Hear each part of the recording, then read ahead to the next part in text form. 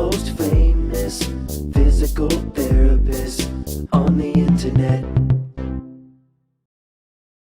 Hi folks, I'm Bob Shaw, physical therapist. Brad Heineck, physical We are therapist. the most famous physical therapists on the internet. In our opinion, of course, Bob. Walking, in quotes, a great exercise for weight loss and fitness if you know these secrets. Right.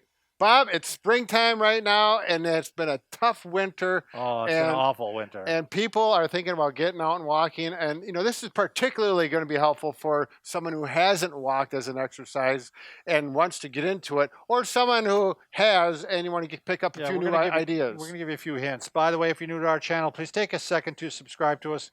We provide videos on stay healthy, fit, pain-free, and we want to make you a better you. You're also going to want to join us on our social media channels. Especially like if you go to Bob and Brad, our website, because we're always doing a giveaway. Right now we're giving away the Easthills Fitness Roller, and it's actually a 3-in-1. They call it 4-in-1 because of the case. Right. But you get a roller, and inside the roller, it actually has a rolling stick and like a massage ball. And these are all for rolling your muscles, like the 6-inch foam roller, but this is a real nice combination, so you can do it from all different aspects. This is really a good deal. I mean, the price is like $25, and the shipping is a couple bucks. But I mean, it's really well made. I really like it. I think it's a great deal. It is. So there you go. So Bob, walking. You know, people after cardiac surgery, oftentimes one of the main exercises is walking. My mother used to walk, and I could not even keep up with her. She was, oh sure, yeah, she was about 60 years old, and I was what, 40 or whatever. Yeah, I know people that actually literally have to run to keep up with them. So walking can be an aerobic exercise. It's not so hard on your joints like running, and it gives you a chance to relax. But you just did a study. I mean, you had a video, Brad, on how if you walk for an hour and a half, it actually decreases your rumination and stress levels and depression. Right, and actually that was related to where you walk too. Right, right. You had to walk in nature for that. Right, right. But you know, if you don't live near a nature forest or whatever, any walking is going to be good. As far as weight loss, walking can be real beneficial as well. But if you don't change your diet and you just walk, you might lose some weight, but if you really want to get after it, you need to work them together. Yeah, weight loss really occurs at the table, and muscle building occurs in the gym. Right, and, or out walking. Out walking, right. So the first thing, if you want to start a walking program, is plan on at least 3 times a week, but probably 5 days a week. And then when you plan your walk can be really critical, particularly with the weight loss. So one idea is if you walk right after you get done eating, because I don't know about you, but when I get done eating, oftentimes I kind of have that desire for sweets. Yeah, something a little sweet, just to top it off. What's a few chocolate chips, which leads into another, or chocolate chip cookie.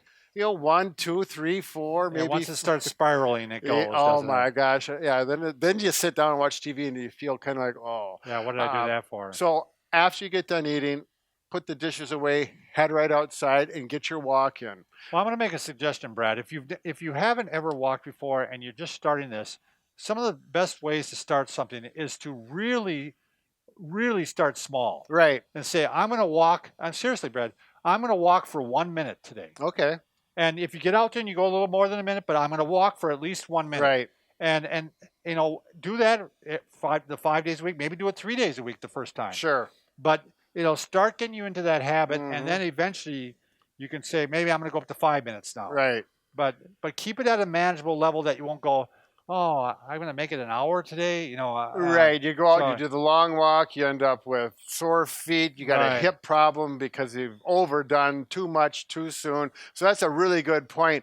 And once you establish that, you can either use time or a distance. You might say, I'm going to go to the end of the block and back, and then maybe go 2 blocks and back. But you don't want to progress too much too fast. They say 10 to 20% per week. Let's say you're already in shape a little bit and you walk a mile. Right. That usually takes 15-20 minutes for the average person.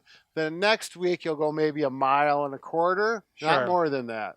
And then so you're not going to progress from 1 mile to 3 miles. It even allows the body to adapt. I mean, if you again, we're not a walker, you want to make sure that you're not going to develop shin splints and plantar fasciitis. Sure. You need the body to adapt to your increase in Right. your former Right. mobility. Now, So- if you're watching this and you're 20 years old, you could probably speed through this quite a bit Right. faster. If you're 50 years old, 60 or 70 years old, then you want to pay close attention to this and follow this.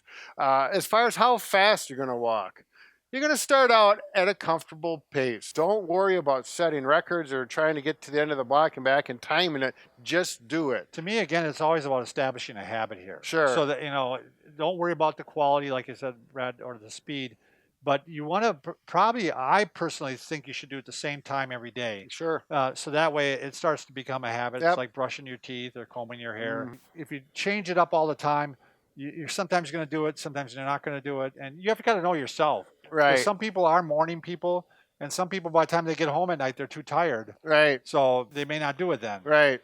Sometimes you just got to force yourself. Yeah, I And then when know. you get done, you say, boy, I feel a lot better now. Right. I've had that happen many times. Good to have a partner too. Oh, Sometimes, a walking partner, 'cause absolutely. they'll keep you on track. Yep, I'm going to meet you at the corner at this time, and if you're not there, you won't do that to your, My friend or wife, per- she walks with somebody, and if she goes, I'm coming down to get you. My wife says, if you're not, she does. She goes, I'll be at your house in 5 minutes. No, I don't want to walk. I'll be there. knocking You better- at the door. So, Yeah, keep each other in check. yep, keep each honest. So if you want to have some cardiovascular benefits to get your heart and lungs better, then you're going to have to, after you've been walking for a while, you feel like you're in shape, then you pick up the speed and you need to walk so that Your heart rate elevates a yeah, bit. you're feeling like you're pushing that walking speed. Obviously you want to stay safe and up on your upright, but that's a good thing. You should be able to talk to someone next to you.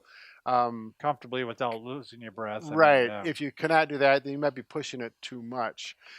Footwear. You've talked about shin splints, foot pain, knee pain, hip pain. All those can be contributed by improper footwear. And that can sideline you. I mean, you Right. can be started off and you're like, oh, it's going great. And a lot of my family members, my sister, she got some plantar fasciitis and she had to stop walking. I mean, it's a real bummer. Right. I mean, right. So get the right footwear. and we've done a video. Yeah, we've got a real nice video. I actually brought in the 3 different types of shoes there are.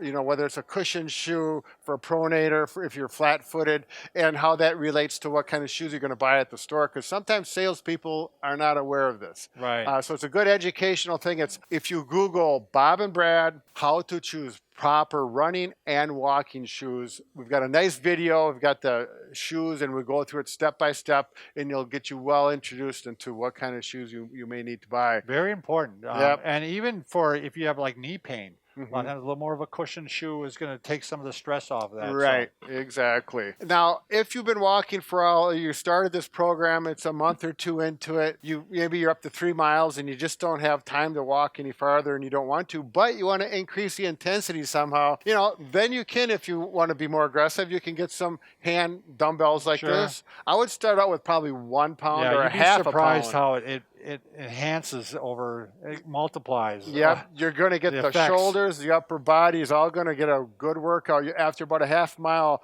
of walking with these and not doing it before, you're going to say, wow, Right. I'm glad I didn't get the next weight up. Remember good posture when you're doing this, Right. because it wants to pull you over a little bit. So make sure you're really working on your posture. Which brings me to the next point. If you Sure. do want to get the upper body worked out more and something to help with your posture, get some walking sticks. And, that helps you. The taller ones, don't get them down here. Right. Now, the stick like this, the Booyah stick, is nice and tall. You're not going to hands up in here, but Right. usually when your hands are like this, you're going to be just above your elbow level, and that tends to bring you up. And then the weight of the stick, and you just get your rhythm. I'm over Brad, here. Where'd you go, Brad? I'm Where'd coming you back. go? Don't worry. And you'll get that down pat pretty quick. You know what's nice about having the Booyah stick, though, Brad, with you is that if someone comes to attack you, show them what you do, Brad. Well, Bob, you take care of them. I know one of these days he's going to hit me. No, I just Bob, know he is. I'll never strike you with the booyah stick. But yeah, I mean, there is that alternative. So yeah, use the walking sticks. But you were mentioning how it gives you an arm workout too. Oh, right. And if you're walking in an uneven surface, ground, it's going to help you. Then it helps with your balance, especially if you're in the woods or you're going up and down some hills, is where really having those sticks really is if you're beneficial. having knee pain or foot pain, yeah, you want to avoid those uneven surfaces though in hills. Right. And you definitely want to go flat surfaces until that calms down. Yeah, so. precisely. That's definitely for the veteran, the person who's really got some experience and feels comfortable. So get out there and walk. There you go. Enjoy the life.